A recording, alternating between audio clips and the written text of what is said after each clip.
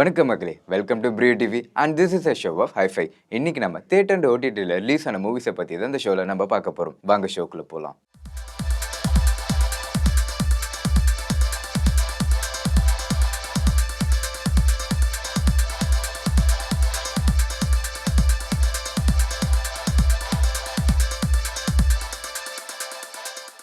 இந்த ஹைஃபை ஷோஸில் நம்ம ஃபஸ்ட்டாக பார்க்க போகிற படம் தான் லீடர்.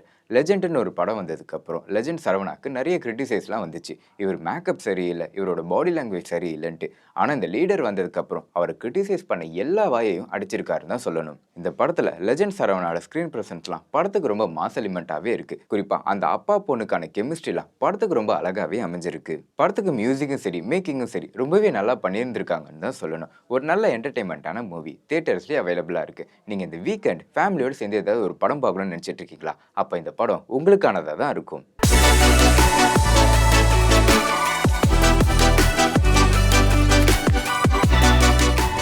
நம்ம இப்போ பார்க்க போகிற படம் தான் காளிதாஸ் 2.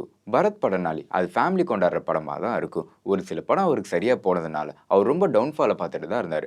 அப்படி இருக்கும்போது அவருக்கு கம்பேக்காக அமைஞ்ச படம் தான் இந்த காளிதாஸ். இந்த படம் மக்கள் மத்தியில் ஒரு நல்ல வரவேற்பு பெற்ற படமாக தான் இருக்குது. அதோட கண்டினியூஷனாக தான் இந்த காளிதாஸ் 2 வந்திருக்கு.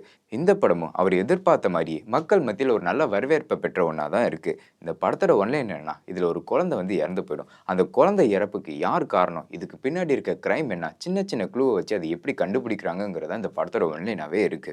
இந்த படத்துக்கு மியூசிக், ஸ்டோரி லைன்லாம் ரொம்பவே நல்லா அமைஞ்சிருக்குன்னு தான் சொல்லணும். குறிப்பாக ஸ்டார்டிங்லேருந்து எண்டிங் வரை ரொம்பவே எங்கேஜிங்காக தான் வச்சிருக்காங்க. இவங்க இந்த படத்துக்கு யூஸ் பண்ண ட்விஸ்ட் அண்ட் டர்ன்ஸ் எல்லாம் படத்துக்கு ரொம்ப சப்போர்ட்டாகவே இருக்கு. ஒரு நல்ல என்டர்டைன்மெண்ட்டான மூவி இப்போ தியேட்டர்ஸ்லேயும் அவைலபிளாக இருக்கு.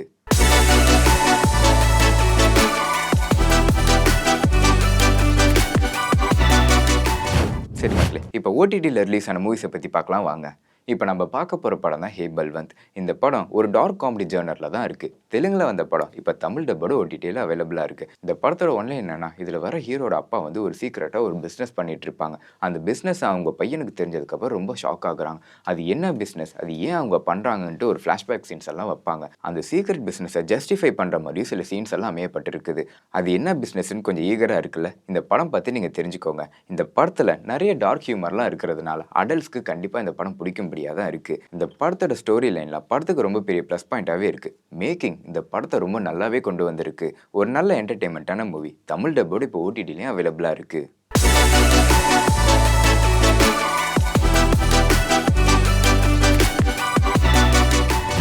நம்ம பார்க்க போகிற படம் தான் 53 சண்டே. இப்போ இந்த ஜென்ரேஷனுக்கு ஏற்ற மாதிரி தான் இந்த படம் அமைஞ்சிருக்கு. இந்த படத்தோட ஒன்லைன் என்னன்னா, இதில் வர ஓல்டு மேனுக்கு ஒரு 3 குழந்தைங்க இருப்பாங்க. அந்த 3 குழந்தைங்களும் வெவ்வேறு வேலை பார்க்குற ஒரு ஆளாகவே இருப்பாங்க. அதனாலேயே அந்த வயசான அவங்க அப்பாவை யார் பார்த்துக்கிறதுன்ட்டு சில டிஸ்கஷன்லாம் பண்ணுவாங்க. அந்த டிஸ்கஷன் எப்படி போய் முடிஞ்சதுங்கிறது அந்த படத்தோட ஒன்லைனாகவே இருக்குது. இந்த 3 பேரும் வெவ்வேறு வேலை பார்த்துட்டு இருக்கிறதுனால இந்த சண்டே இந்த டிஸ்கஷன் வச்சுக்கலாம், அடுத்த சண்டே இந்த டிஸ்கஷன் வச்சுக்கலாங்கிற பிளான் தள்ளி தள்ளி போயிட்டே இருக்கும். ஒரு வழியாக அந்த 3 பேருமே ஒன்றா உட்காந்து டிஸ்கஸ் பண்ணுவாங்க. அது என்ன டிஸ்கஸ் பண்ணுறாங்கிறது அந்த மூவிக்கு பாதி கான்செப்டாகவே இருக்குது. இந்த படத்தில் நிறைய டிஸ்கஷன் சீன்ஸ் வரதுனால சில டிஸ்கஷன் பண்ணுற சீன்ஸ் எல்லாம் உங்களுக்கு எங்கேஜிங்காக வச்சுக்கும். சில டிஸ்கஷன் பண்ணுற சீன்ஸ் எல்லாம் படத்தை கொஞ்சம் ஸ்லோவாக்குற மாதிரி தான் தெரியும். என்னதான் இருந்தாலும் இப்போ இருக்க ஜென்ரேஷனுக்கு ஏற்ற ஒரு மெசேஜோட தான் இந்த படத்தை முடிச்சிருப்பாங்க. ஒரு நல்ல என்டர்டெயின்மெண்ட்டான மூவி இப்போ ஓடிடிலையும் அவைலபிளாக இருக்குது.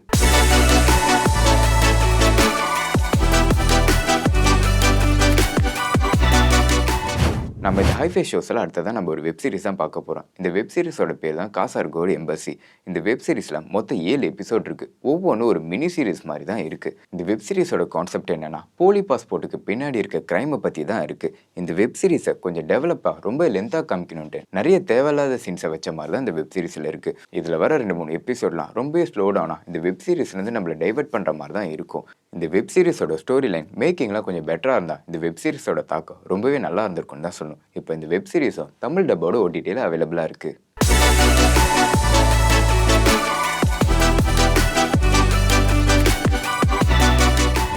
நம்ம இந்த ஹைஃபை ஷோஸில் அடுத்ததாக பார்க்க போகிற படம் தான் ஹம்மிட். இவங்க ஒரு இன்ஃபார்மர் தான் ஹம்மிட்னு மென்ஷன் பண்ணுறாங்க.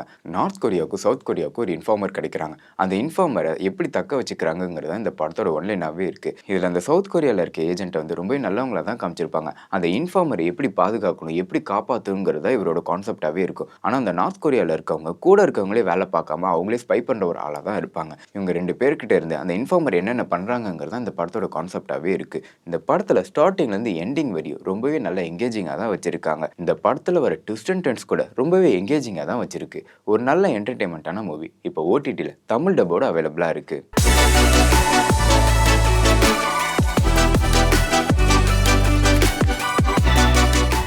நம்ம இப்போ பார்க்க போகிற படம் தான் கிரைம் 101. கிறிஸ் ஹெம்வொர்த் நடிப்பில் வெளிவந்த படம் தான் இந்த கிரைம் 101. இந்த படத்தில் கிறிஸ் ஹெம்வொர்த் ஒரு நகைத்திருடராக இருப்பார்.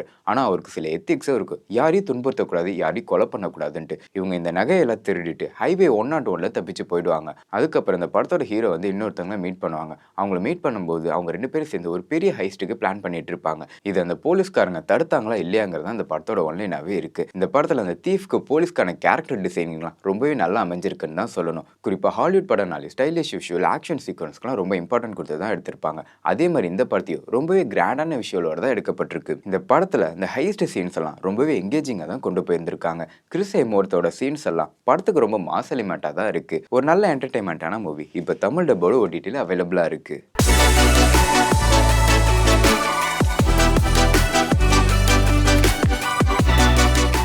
நம்ம இப்போ பார்க்க போகிற படம் தான் த டெஸ்ட்மெண்ட் ஆஃப் அனலி. ஒரு 18th சென்ச்சுரியில் வாழ்ந்த ஒரு லேடியாக தான் இந்த அனலியை காமிச்சிருப்பாங்க. இவங்க வாழ்க்கையில் என்னென்ன துன்பங்கள் என்னென்ன ப்ராப்ளம் தான் ஃபேஸ் பண்ணாங்கிறத இந்த படத்துலேயே காமிச்சிருப்பாங்க. இந்த படத்தை ஒரு நார்மல் பயோகிராஃபி மூவியாக காமிக்காம ஒரு உமன் எம்பவர்மெண்ட் ஸ்பிரிச்சுவல் இதெல்லாம் மிக்ஸ் பண்ணி எடுக்கப்பட்ட படமாக தான் இருக்குது. இந்த படத்தில் இந்த காஸ்டியூம் டிசைனிங் தான் ரொம்ப பெரிய ப்ளஸ் பாயிண்ட்டாகவே இருக்குது. இந்த படம் ஹிஸ்டாரிக்கல் விரும்புகிற ஆடியன்ஸ்க்கு ரொம்ப பிடிச்ச படமாக தான் இருக்கும். சில எமோஷன் சீன்ஸ் எல்லாம் படத்தை ரொம்ப இம்பாக்டாக தான் கொண்டு போயிருக்கு. ஒரு நல்ல என்டர்டைன்மெண்ட்டான மூவி இப்போ ஓடிடிலே அவைலபிளாக இருக்குது.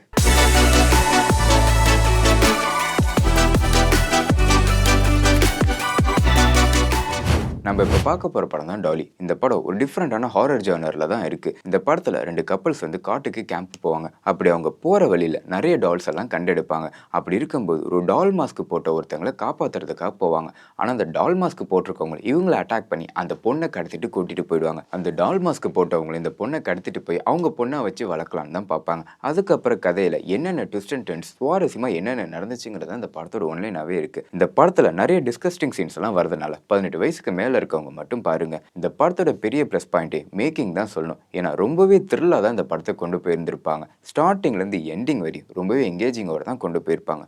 ஒரு நல்ல என்டர்டைன்மெண்ட்டான மூவி. 18 வயசுக்கு மேல இருக்கவங்க மட்டும் இந்த படத்தை பாருங்க. இப்போ இந்த படமும் ஓடிடியில் அவைலபிளா இருக்கு.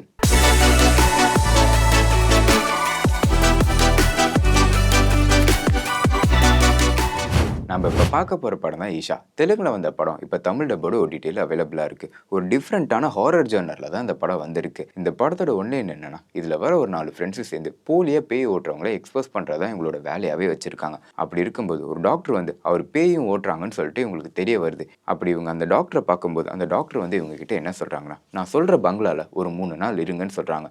இவங்களும் அதை சம்மதிச்சு அந்த பங்களாவில் ஒரு 3 நாள் போய் ஸ்டே பண்ணுறாங்க. அந்த பங்களாவில் என்னென்ன மர்மமான விஷயங்கள்லாம் நடந்துச்சுங்கிறத இந்த படத்தோட ஒன்லைனாகவே இருக்குது. இந்த படத்தோட பெரிய ப்ளஸ் பாயிண்ட் இந்த படத்தோட கிளைமேக்ஸ் தான் சொல்லணும். ஏன்னா ரொம்பவே பிரில்லியண்ட்டாக தான் இந்த படத்தோட கிளைமேக்ஸை முடிச்சிருக்காங்க.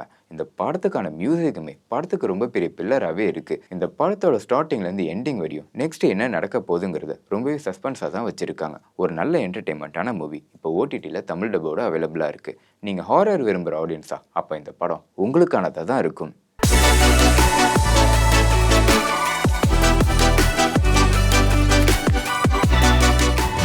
ஓகே மக்களே, இதே மாதிரி அடுத்த வாரம் ஹைஃபை ஷோஸில் உங்களை வந்து பார்க்குறேன். And sign out from Kishore.